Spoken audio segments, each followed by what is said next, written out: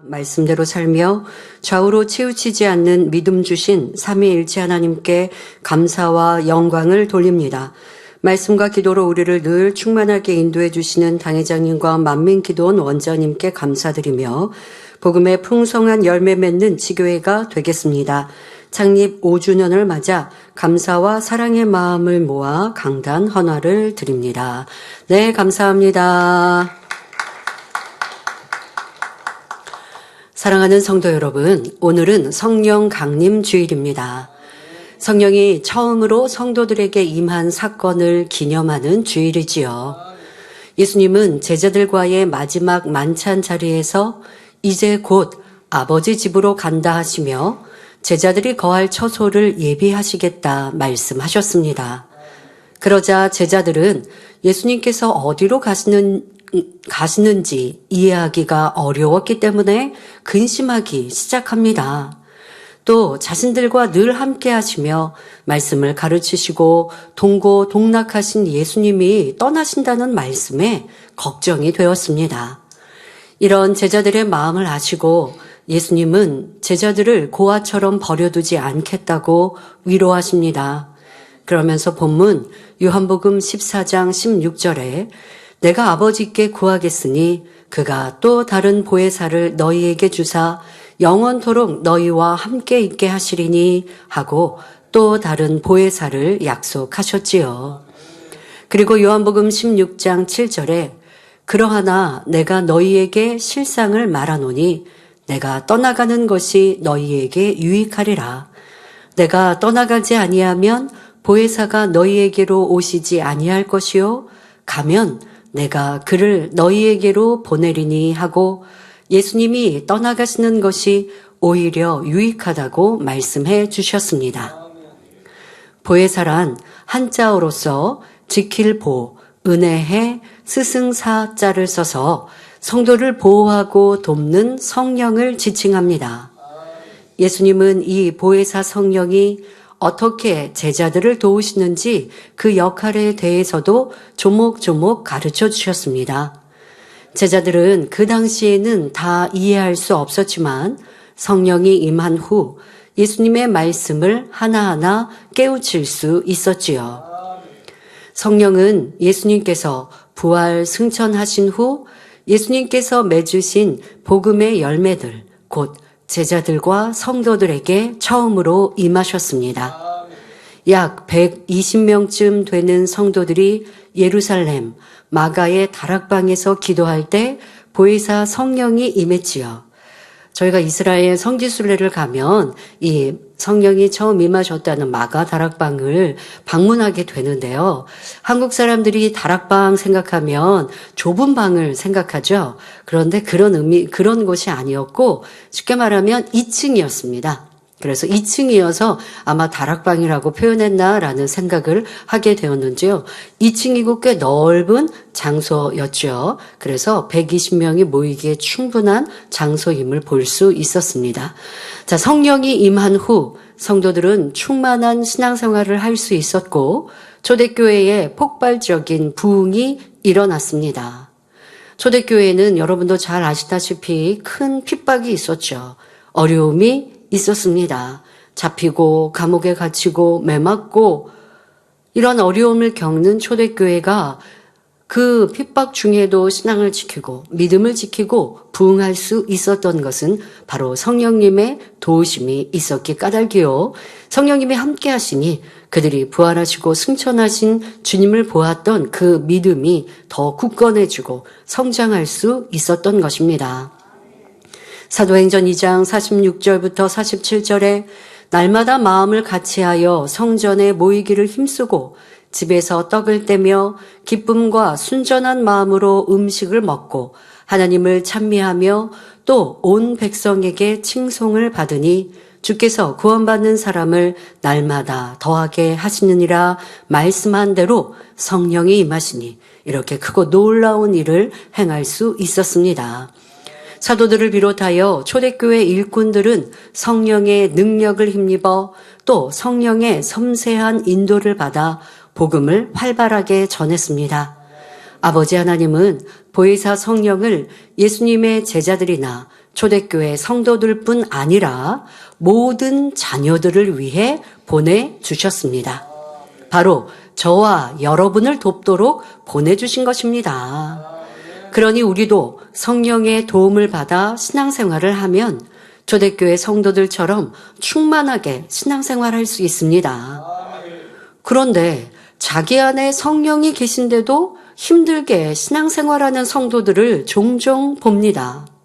이 시간에는 보혜사 성령님이 도우시는 신앙생활을 하려면 어떻게 해야 하는지에 대해 말씀드리겠습니다. 여러분 모두가 성령의 도우심을 힘입어 행복하게 쉽게 신앙생활을 하시기를 주님의 이름으로 축원합니다.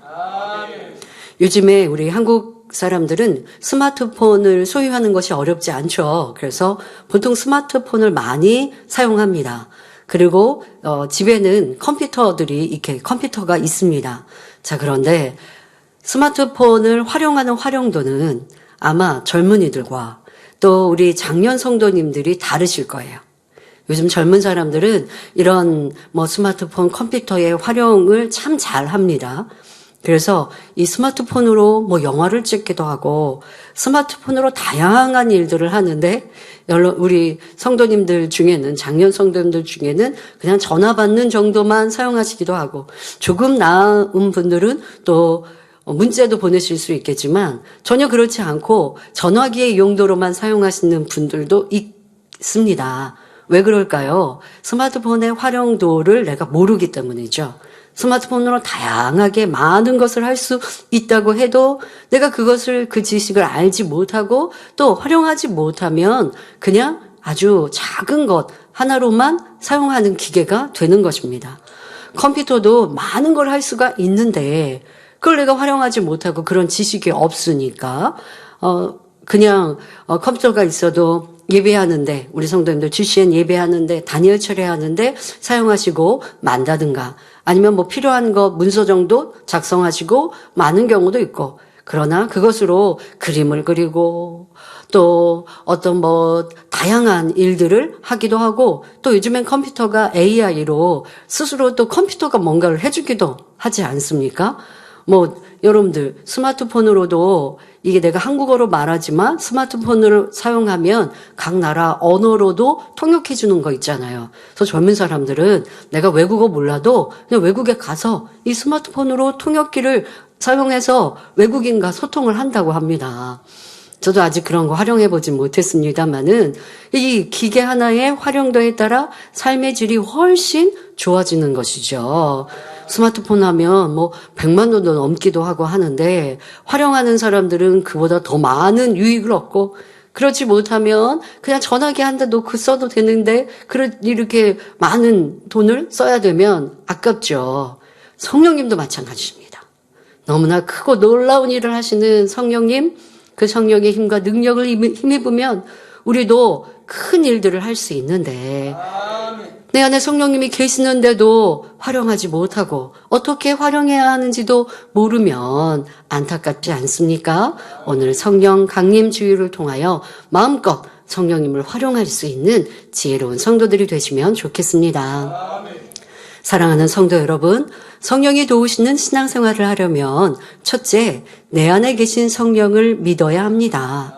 우선은 내 안에 성령이 계심을 믿어야 한다는 것이죠. 사도행전 2장 38절에 베드로가 가로되 너희가 회개하여 각각 예수 그리스도의 이름으로 세례를 받고 죄 사함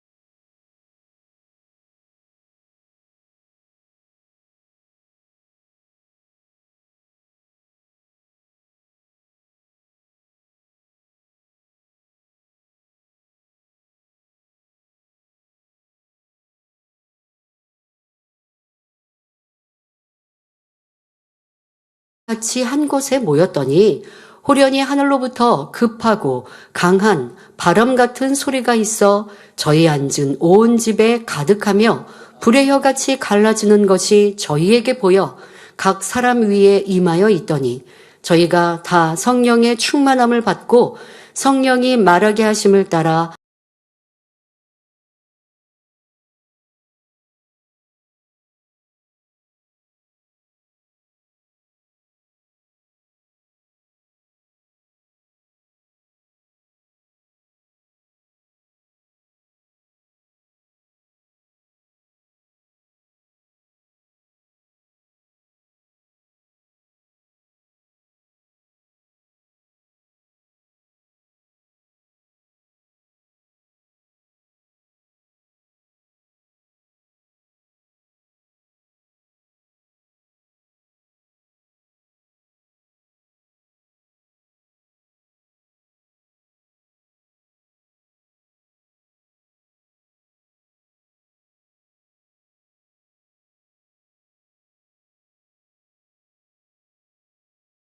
성령이 임하시고 그 성령의 힘을 입어 사역하니 그리할 수 있었던 것입니다. 자, 이 모든 것이 바로 성령이 실체로 존재하신다는 증거이지요. 성령이 여러분 안에 계신 증거는 꼭 영안이 열려야만 알 수 있는 것이 아닙니다. 여러분이 예수 그리스도를 주님이라 하나님을 아버지라 부를 수 있는 것도 여러분 안에 성령이 계심으로 가능합니다. 여러분, 교회에 나왔는데 그냥 하나님이 아버지라고 불러지든가요? 주님이 나의 구세주입니다라는 것이 믿어지든가요? 그렇지 않았습니다. 어떤 분들은 교회를 이렇게 몇 주 아니면 몇 달 동안 다니다가 뒤늦게 성령 받는 분들도 있거든요. 그러면 말씀을 들으면 다 그게 이해가 안 돼요. 믿어지지 않아요. 그러니까 자기 생각으로 판단하면서 말씀을 듣는 거죠. 그러면 졸립죠. 힘들죠. 예배 자체가. 그런데 어떤 계기로 성령을 받았습니다. 그러면 의심되고 안 믿어졌던 게 믿어지는 거예요. 바로 이것이 성령이 임한 증거이죠. 그리고 여러분들은 기도할 때 성령의 불을 받고 이렇게 기도하면 그러면 땀도 나고 이게 겨울이고 추운 날씨인데도 내 몸이 후끈후끈 달아올라서 이 열기를 어떻게 감당하기 어려운 이러한 경험 체험도 하셨을 터인데 실제로 계시나 눈에 보이지 않는다고 의심할 것이 아니라 여러분들에게 영적인 체험들을 통해 또 성령의 역사도 알 수 있는 것이고요. 또 어떠합니까? 하나님 전에 나와 예배하고 기도하며 찬양하는 것도 여러분 안에 계신 성령이 믿음을 주시기 때문에 가능한 일입니다. 그런데 어떤 분들은 내 안에 정말 성령이 계시는가 하고 의심합니다. 또는 내가 이런 죄를 범했는데 이렇게 말씀 안에 살지 못하는데 성령이 소멸된 것은 아닌가 하고 육신의 생각을 동원하는 분들도 있지요. 물론 새신자 중에는 아직 성령을 받지 못한 분이 있을 수 있습니다. 그러나 말씀을 전혀 받아들이지 않는 길가밭의 마음이 아니라면 대부분 성령을 받으셨을 것입니다. 또 설령 죄를 지었다고 해도 대부분의 죄는 회개하고 다시 말씀 안에 살고자 노력하면 사해 주십니다. 죄를 지었다고 해서 성령이 쉽게 소멸되는 것이 아니지요. 물론 성령이 소멸되는 죄도 있습니다. 죄인 줄 알면서도 짐짓 죄를 짓거나 주님을 다시 십자가에 못 박는 등 사망에 이르는 죄는 결코 지으면 안 되지요. 이런 죄를 계속 지으면 성령이 소멸됩니다. 그러나 인자와 긍휼이 풍성하신 하나님은 사함받기 어려운 죄를 지었어도 어찌하든 돌이켜 말씀 안에 살려고 하면 다시금 은혜를 주십니다. 그러나 마음에서 성령이 이미 소멸된 사람은 대부분 하나님을 떠나버리죠. 혹시 교회에 다닌다고 해도 중한 죄를 지으면서도 양심의 가책마저 느끼지 못하게 됩니다. 양심의 화인마저 사단의 종으로 살아가기도 하지요. 이런 경우가 아니라면 육신의 생각을 동원하여 의심하거나 걱정할 필요가 없습니다. 여러분 안에 성령이 계심을 굳게 믿어야 합니다. 아니, 내가 죄악 가운데 과여 성령이 소멸됐는가 하시는 분들, 도리어 그렇게 생각하며 마음에 민망히 여기고 죄송히 여기는 것이 성령께서 그 마음을 두드리시는 증거일 수 있습니다.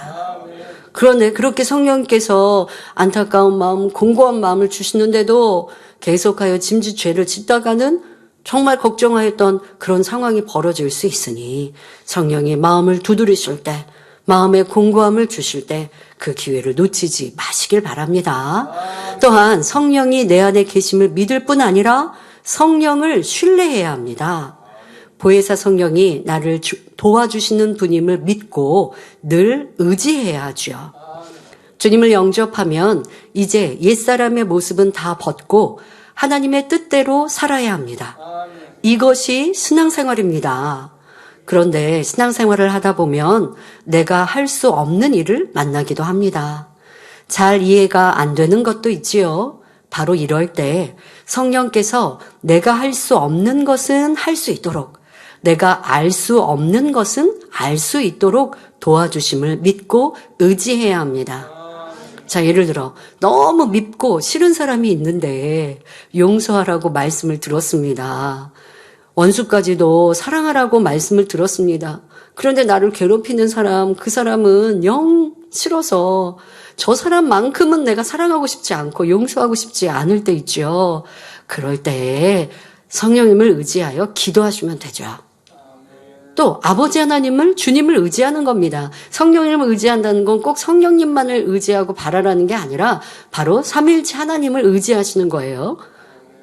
근데 성령님이라고 여러분들이 더 지칭하는 것은 성령님은 저 하늘에 계시지 할 게 아니라 내 마음에 계시니 더 여러분들이 의지하기가 좋다는 것이죠. 그래서 기도하시면서 아버지 하나님, 주님, 제가 그 사람 아무개가 너무 믿고 싫은데 하나님 말씀은 사랑하라 하시니 그렇게 하길 원합니다. 도와주세요.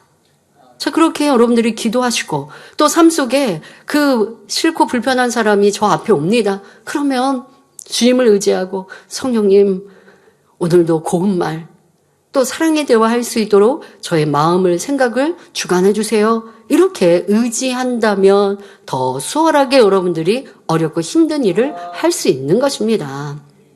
그런데 많은 성도들이 그러지 못하고 자기를 의지합니다. 예를 들어 중요한 결정을 내려야 할 때가 있습니다. 믿음 있는 성도는 그 전에 먼저 기도하지요. 그런데 어떤 성도는 믿는다 하고 기도도 하지만 결국 자기 생각대로 결정해 버립니다. 그러니까 기도했다가 결정할 때는 그냥 내가 내 유익대로, 내 편리대로, 당장의 감정대로 결정해 버리는 것이죠. 기도했으면 성령의 주관을 기다려야 하는데 자기 생각이 좋은 대로, 자신이 원하는 대로 결정합니다. 하나님을 믿기 전이나 믿은 후가 똑같은 것이죠. 자기가 살던 방식대로 살아가는 것입니다. 이렇게 계속 자기 자신을 의지하면 나중에는 성령이 무엇라 말씀하시는지, 무엇을 깨우쳐 주시는지 알 수가 없습니다. 자기 생각대로 결정하고 행하면 성령의 열매를 얻는 것이 아니라 자기 육신의 생각의 열매를 맺습니다. 그러니 좋은 열매를 맺기 어렵지요. 쉽게 갈 수 있는 길도 돌아서 어렵게 가기도 합니다. 그러므로 무슨 일을 하든지 항상 내 안에 계신 성령께 물으시기 바랍니다.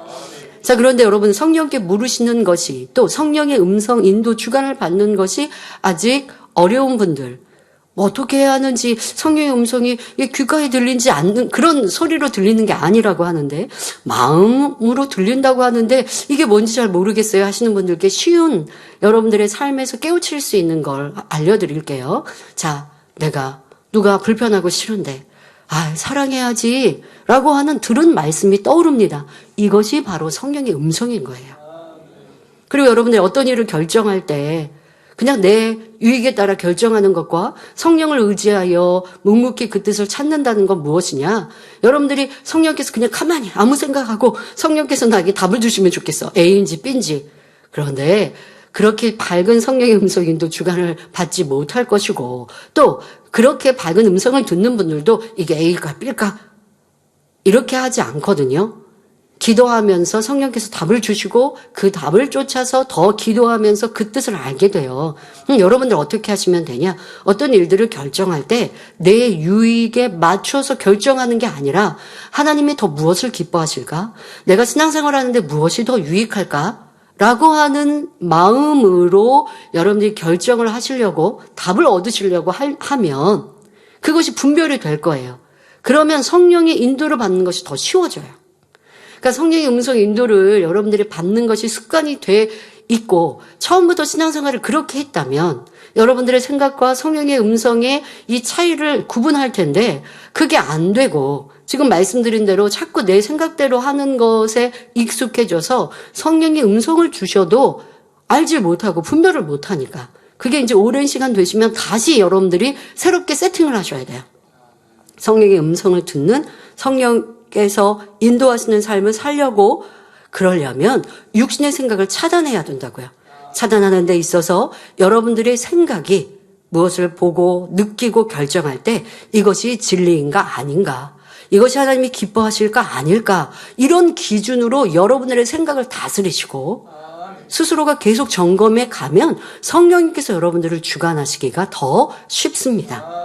그렇게 해서 나가면 성령의 음성, 인도, 주관을 받는 것이 이제 습관이 되어서 이게 뭘까? 이것이 성령의 음성일까? 할 필요가 없게 되는데요. 그러기까지는 스스로가 잘 훈련해 가시면 좋겠습니다.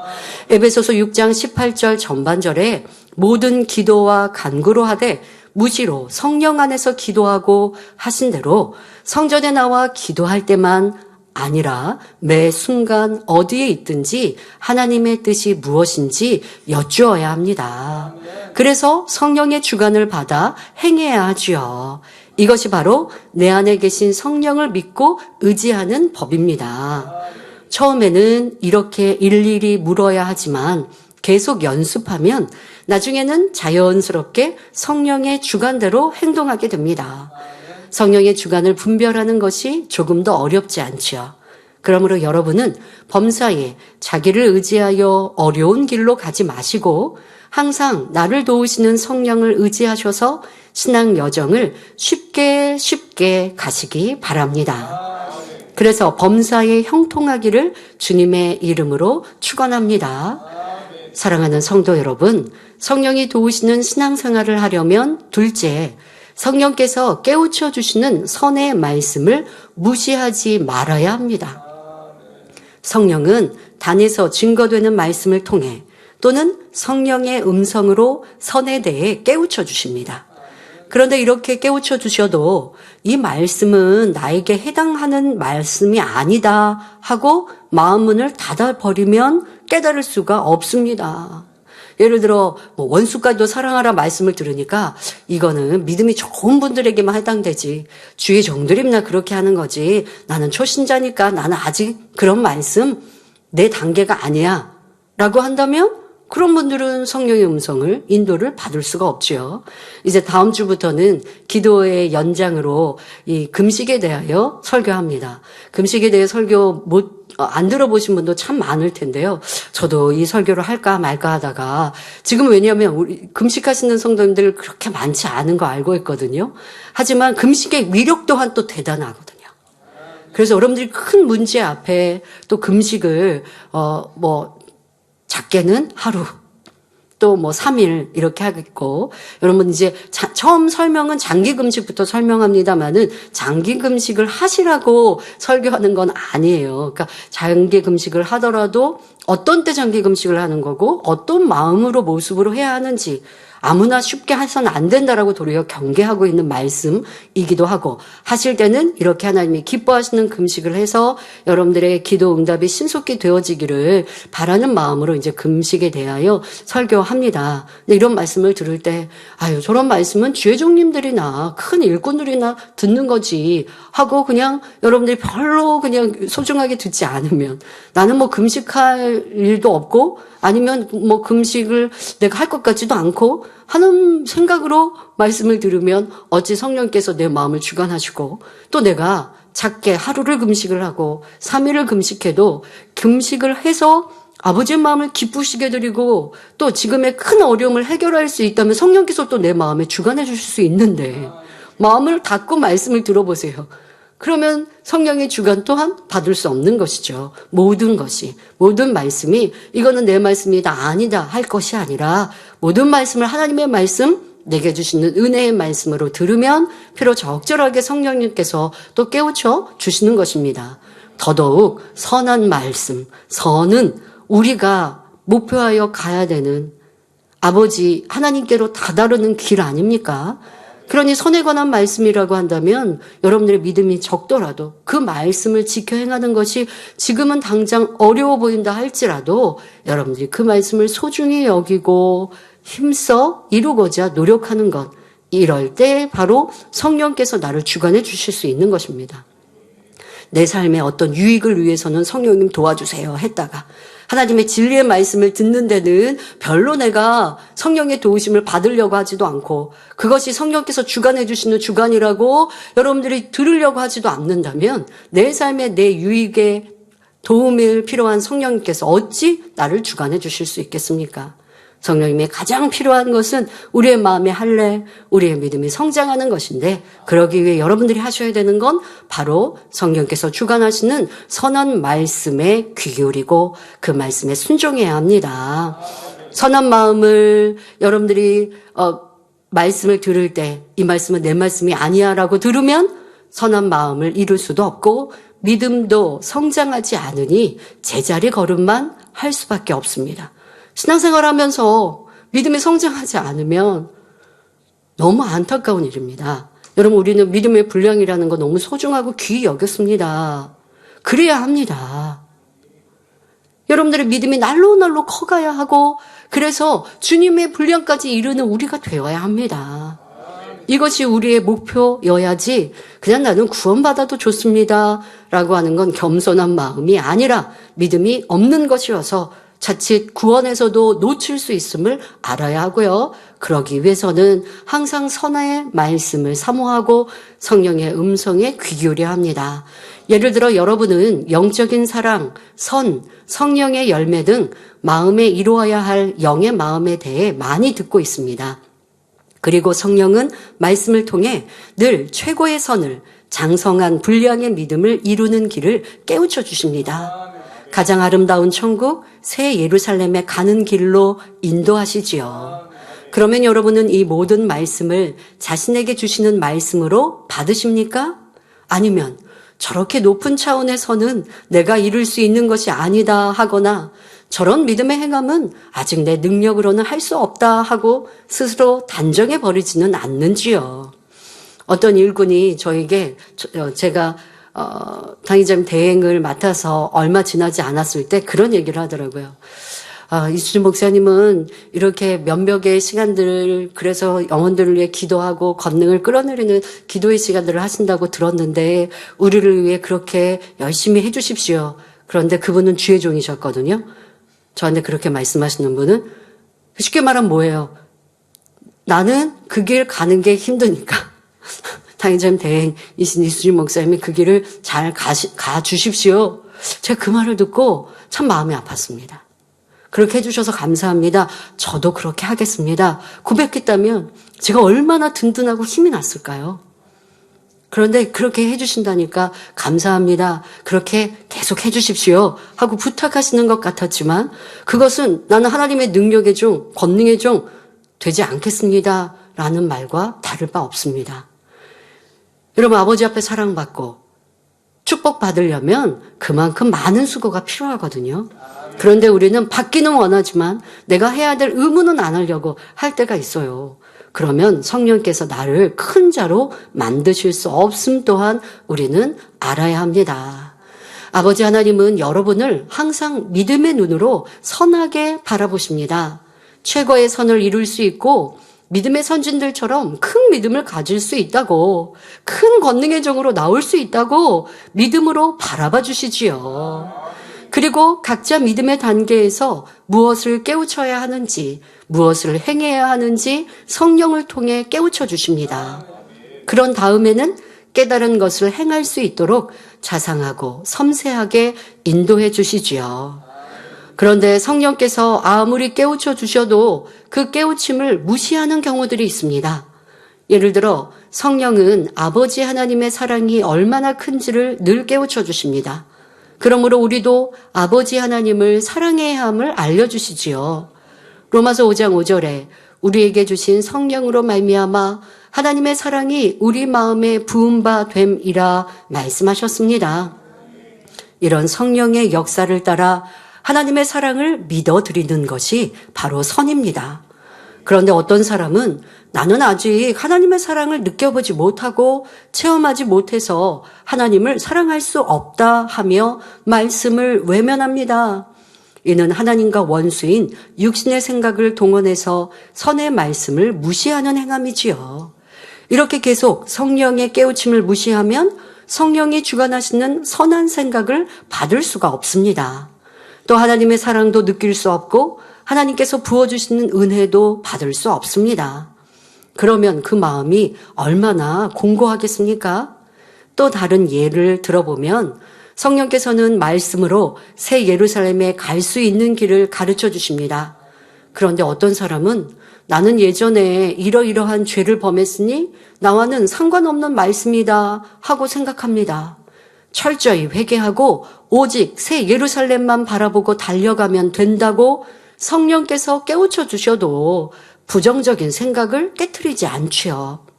하나님의 사랑을 받아들이지도 못하는 것이고요. 여러분은 성령께서 선의 말씀을 들려주실 때 오직 아멘하고 자신의 것으로 받으시기 바랍니다.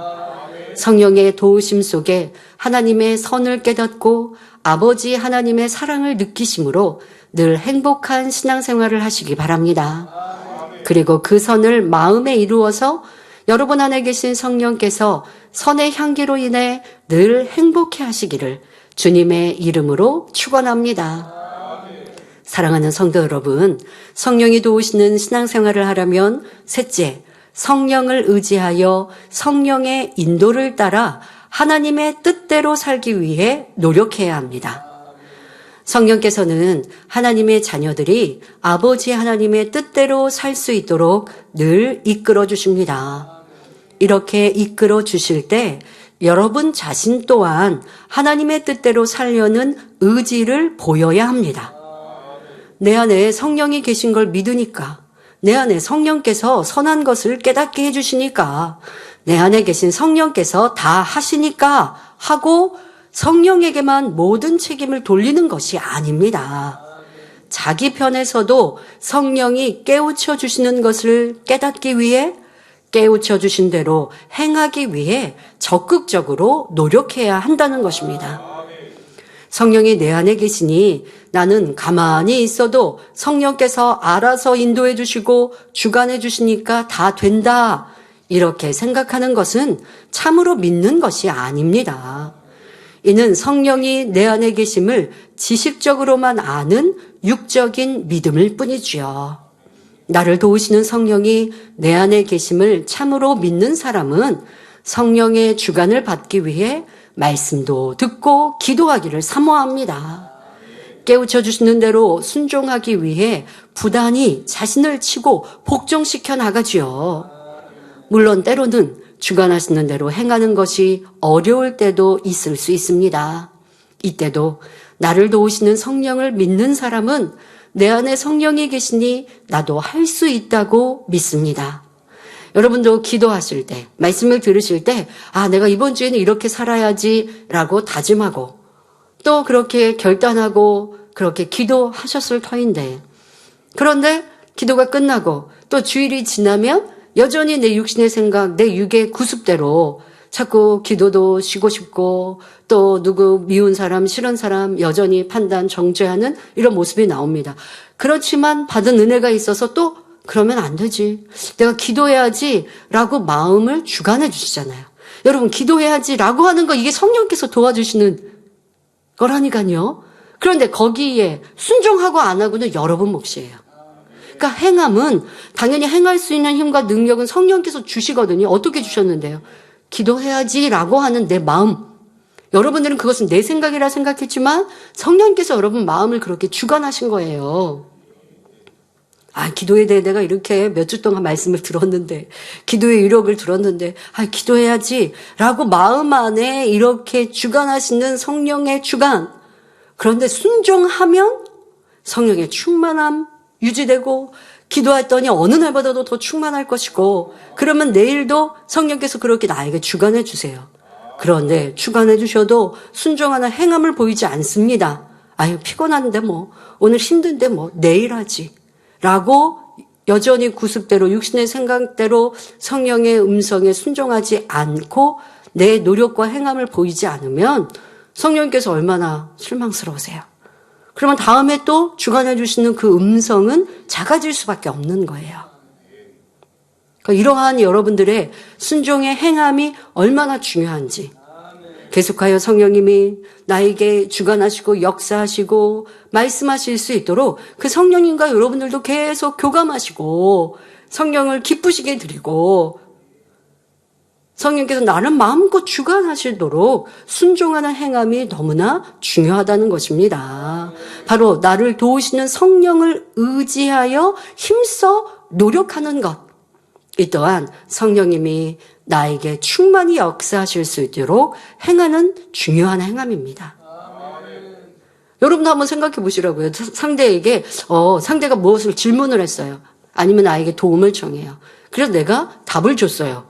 그런데 답을 준 거랑 다르게 살아요. 다르게 행해요. 질문은 나한테 해놓고 그리고 다르게 행동을 하면 다음에 그 사람이 나에게 무슨 질문, 뭘 알고자 한다면 답을 해줄 때 무슨 생각이 들까요? 지난번에 묻더니 마음대로 행하던데? 마음대로 그냥 자기 뜻대로 살던데 또 나한테 묻네? 이런 마음이 들지 않겠습니까?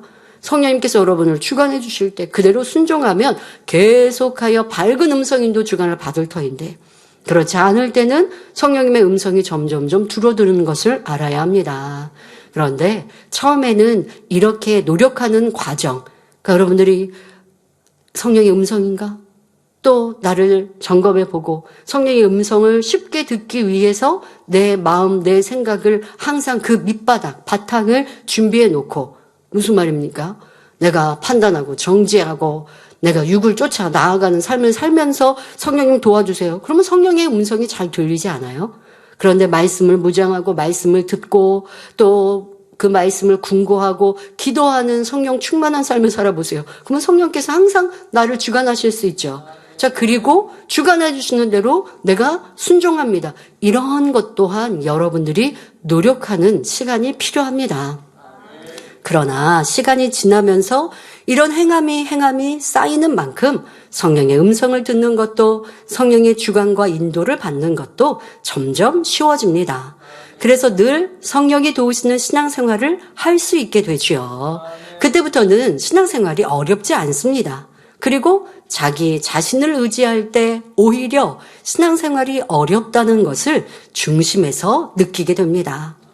이제는 우리 성도님들 모두 성령이 계셔서 신앙생활이 참 쉽습니다 하고 고백하실 수 있기 바랍니다. 결론을 말씀드립니다. 사랑하는 성도 여러분, 성경을 보면 참으로 위대한 일을 행한 믿음의 선진들이 나옵니다. 어떻게 그런 놀라운 일을 행했을까 하고 그분들을 부러워할 때가 있을 것입니다. 그런데 사실 성령의 도움을 받으면 그렇게 행하는 것이 결코 어렵지 않습니다. 성령의 음성과 인도를 밝히 받는 일꾼들은 모든 일을 아버지 하나님의 마음을 이해해서 하기 때문에 육의 사람이 보기에는 어려워 보이는 일도 어렵지 않게 할 수 있지요. 아버지 하나님의 사랑과 능력을 힘입어 하루하루를 오히려 행복하게 보냅니다. 여러분도 이렇게 할 수가 있습니다. 그러므로 나는 이런 면이 부족하니까 성령의 음성도 들을 수 없다 하는 분이 없으시길 바랍니다. 성령은 내 안에 내주하시고 나를 응원하시고 도와주시는데 나는 나 같은 존재가 성령의 도우심을 받아? 결코 이러한 육신의 생각, 부정적인 생각 버려야 합니다. 그리고 이제는 내 안에 성령이 계시기에 나는 할 수 있다라고 고백하시길 바랍니다. 성령은 인생의 연약함을 아시는 아버지 하나님의 사랑 자체이십니다. 죄를 지으면 죄에서 돌이켜 구원에 이르도록 인도하시기 위해 아버지 하나님의 마음을 더 깊이 깨우칠 수 있도록 성령을 보내주셨지요. 그러므로 육신의 생각을 동원하여 성령을 마음 안에 잠잠히 계시게 할 것이 아니라 여러분을 마음껏 도우시도록 하시기 바랍니다. 성령이 도우시는 신앙생활을 하려면 첫째, 내 안에 계신 성령을 믿고, 둘째, 성령이 깨우쳐 주시는 선의 말씀을 무시하지 않아야 합니다. 셋째, 성령께서 인도하실 때 자신 또한 아버지의 뜻대로 살도록 노력해야 합니다. 로마서 14장 17절에 사도 바울은 하나님의 나라는 먹는 것과 마시는 것이 아니요 오직 성령 안에서 의와 평강과 희락이라 라고 고백합니다. 여러분도 성령의 도움을 받아 늘 평강과 희락이 넘치기를 바랍니다.